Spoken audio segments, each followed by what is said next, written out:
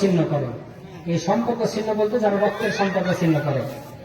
এই রক্তের সম্পর্ক যেটা, এটা হচ্ছে পেটের সঙ্গে যে সম্পর্ক, মানে রেহেমের সঙ্গে যে সম্পর্কটা আসবে, এটা হচ্ছে ভাই বোন, ভাগ্নি, ভাগিনা, চাচা, ফুফু, এইগুলো।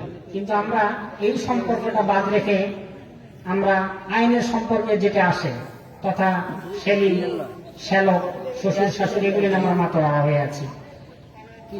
কিন্তু এটা আদৌ উচিত নয়।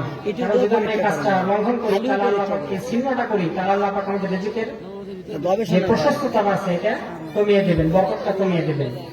রাসূলুল্লাহ সাল্লাল্লাহু আলাইহি ওয়াসাল্লাম বলেছেন, মান আহাব্বা আন ইউবসাতা লাহু ফি রিজকিহি, যে ব্যক্তি চায় তার রিজিকের প্রশস্ততা আসুক, ওয়া ইউশা লাহু ফি আতারিহি, এবং যে চায় তার মৃত্যুতে একটু বিলম্বিত হোক, ফালিয়াসিল রাহিমা, সে যেন আত্মীয়তার সম্পর্কটা বজায় রাখে।